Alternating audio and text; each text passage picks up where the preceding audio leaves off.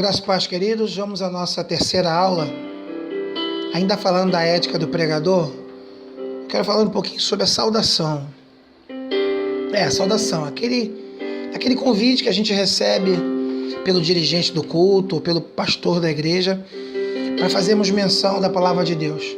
Só que eu queria deixar uma coisa bem clara dentro da questão da ética, é que eu quero comparar a pregação com uma refeição do dia. E a saudação eu quero comparar como um lanche. Um lanche você faz em 5 a 10 minutos. É um tempo suficiente para você fazer um lanche. Já um almoço, uma refeição, você gasta em média de 30 minutos em diante. Ou seja, se a refeição da noite é a pregação, 30 minutos em diante. Se a saudação é um lanche, 5 minutos. Alguns pregadores de rebeldia eles se alongam na sua saudação para deixar uma pressão sobre o pregador da noite. O cara se sente no direito de falar 10. Eu já tive o desprazer de estar num culto onde um jovem deu uma saudação de 35 minutos e me passaram o microfone faltando 10 minutos para acabar o culto. Isso é falta de ética e isso não depende de que quem lhe convidou lhe diga quanto tempo você tem. Isso é questão sua, pregador, questão sua, pregadora, de entender esse princípio da saudação. Cuidado com esse tipo de postura, porque a Bíblia diz que as coisas têm que ser feitas com ordem e decência. Então reveja sua postura quanto ao horário e não cometa esse erro gravíssimo. E nunca mais se esqueça. Saudação, no máximo 5 minutos. Mais do que isso é falta de educação. Ok, pregador? Um outro requisito muito importante para um pregador é o horário de chegada no culto.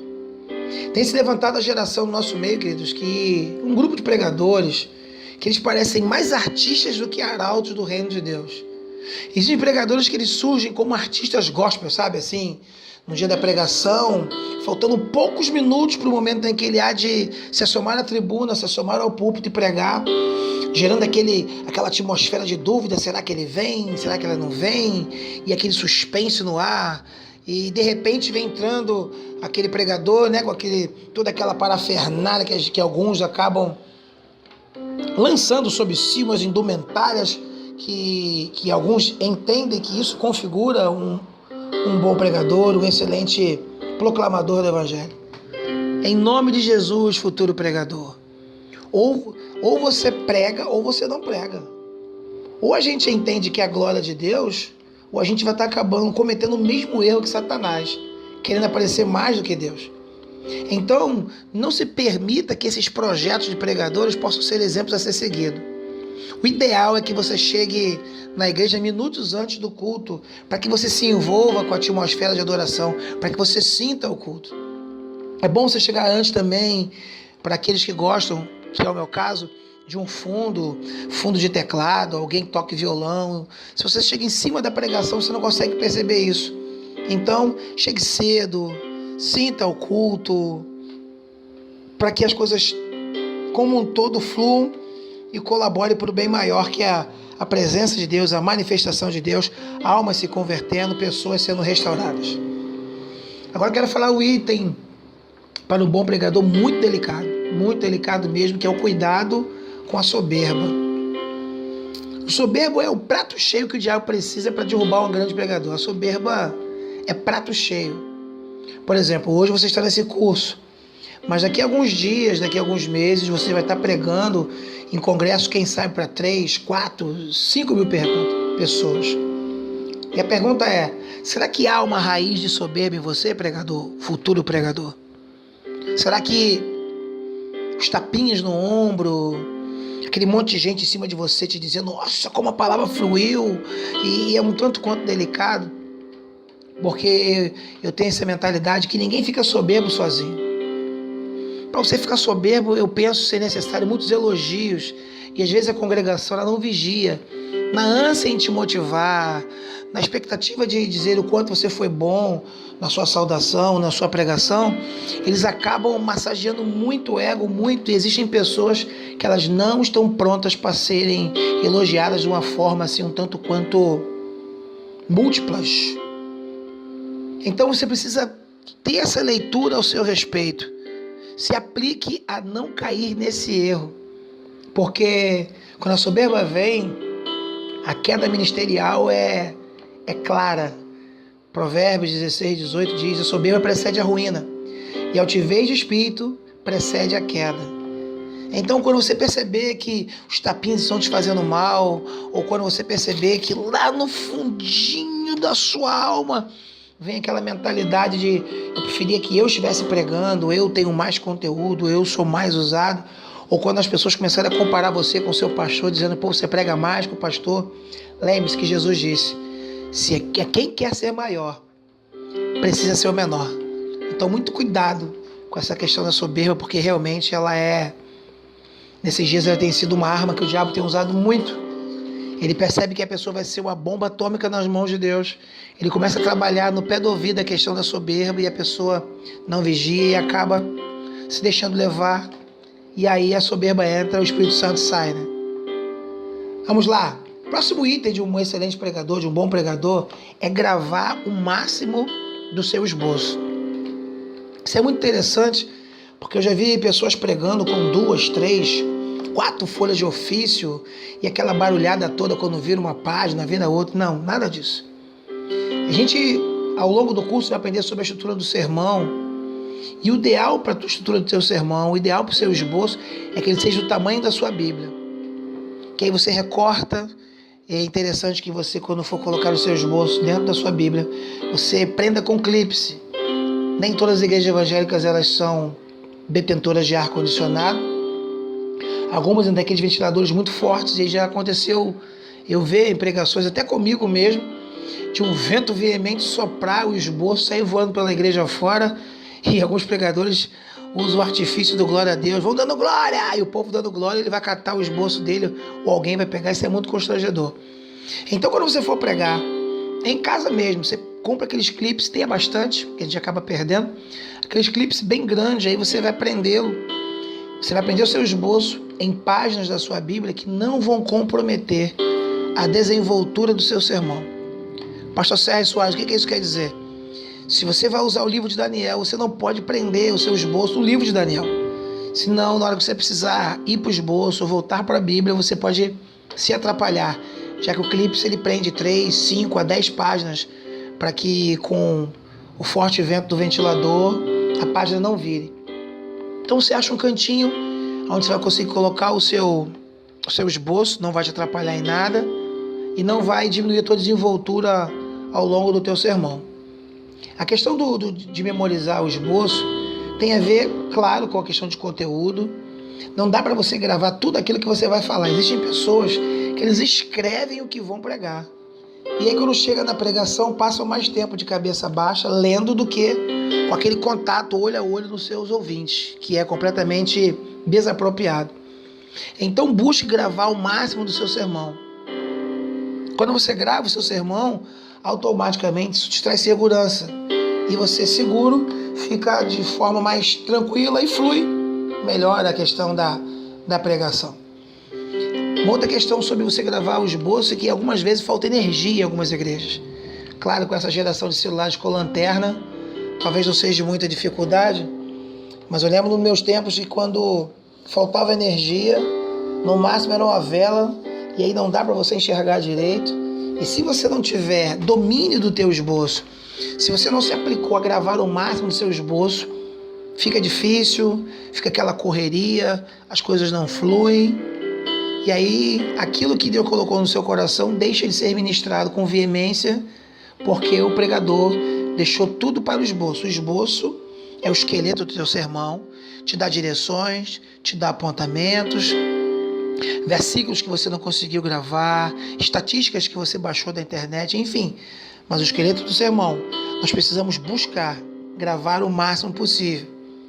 E ainda existem alguns casos que não são muito comuns, mas um amigo meu compartilhou comigo certo dia que ele foi pregar uma certa igreja, e aí ele foi chamado para se assomar ao púlpito, se posturou diante do povo, o pastor pediu que todos fechassem os olhos para orar pelo pregador, ele abriu a Bíblia dele, fechou os olhos, quando o pastor falou amém, que ele abriu os olhos, cadê o esboço? O pastor arrancou o esboço da Bíblia dele, E ele assustado procurando, é cômico, mas é uma verdade. Ele olhando para um lado e para o outro, procurando o esboço. Quando ele olhou para o pastor olhou para ele baixinho e falou assim, ó, aqui quem fala é o Espírito Santo, não é esboço não. E aí todo o estudo, todos os apontamentos de quem sabe dias que foram acumulados naquele esboço, pelo entendimento do pastor local, entendendo que pessoas que pregam com esboço não são usadas pelo Espírito Santo. Claro que são coisas que não acontecem mais, mas é muito bom que você tenha essa questão de, esse entendimento de ter gravado cada vez mais o seu esboço, para que você fique tranquilo na conduta, no decorrer da sua pregação. Sétimo requisito para um bom pregador, ler bons livros. Isso é muito interessante. Certo dia alguém disse, a Bíblia já tem 66 livros. Para que eu vou ler mais livros? Só que, em pleno século XXI, uma frase dessa é uma mentalidade muito tacanha, né? Uma mentalidade muito fechada para o novo. Um pregador quer se tornar um pregador de excelência e não pode ter essa mentalidade. Na realidade, nós precisamos buscar cada vez mais entendimento, estudos, apontamentos, internet, televisão, revistas, dados que você consegue no Google acadêmico, fontes claras, fontes confiáveis, que vão lhe ajudar de alguma forma a endossar o seu sermão.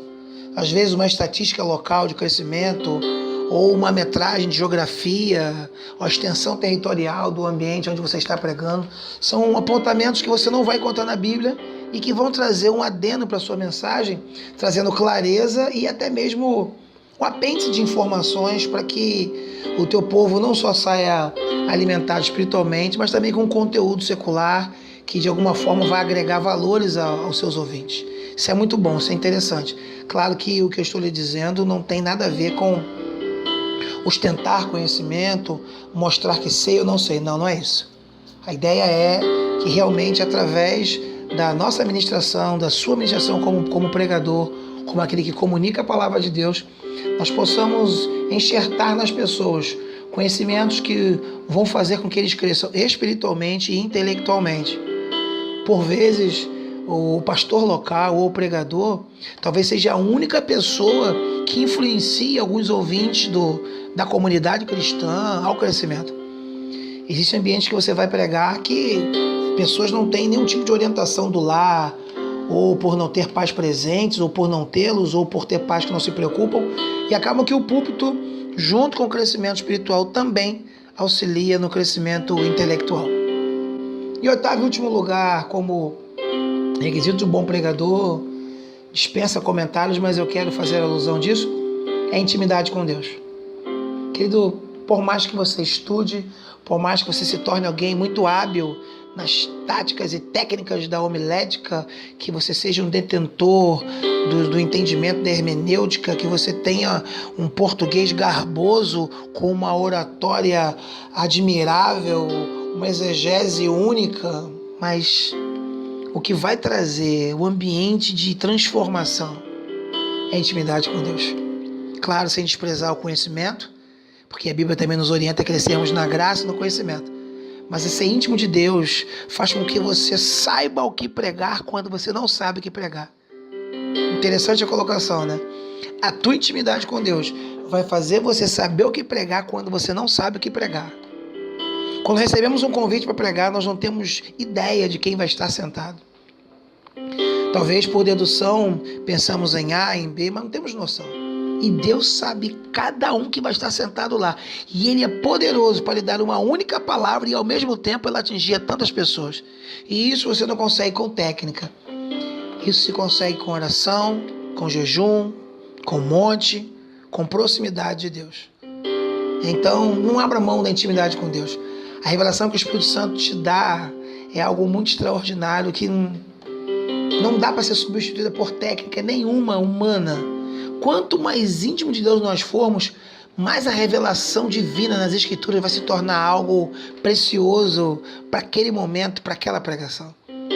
Existem textos que, avaliados humanamente, seria impossível ser pregado, mas com a intimidade com Deus, com a aproximação do nosso Senhor Jesus Cristo, aquilo que para muitos é só uma vírgula, é só um ponto e vírgula, nas mãos dos íntimos vai se tornar uma pregação linda e mais uma vez, sem nunca nos esquecermos, para a honra e glória do nome do Senhor Jesus. Amém? Então fique com esses requisitos, ouça-os várias vezes, principalmente no que tange a soberba. Isso tem sido uma derrota muito grande em muitos ministérios. Ouça cada um, guarde na tábua do seu coração e que a ética possa ser uma constante no seu ministério. Porque não dá mais para caminharmos agindo como os meninos, quando na realidade Deus já nos fez maduros para ministrarmos às outras pessoas. Ok? Beijo no seu coração, graça e paz, até a próxima aula.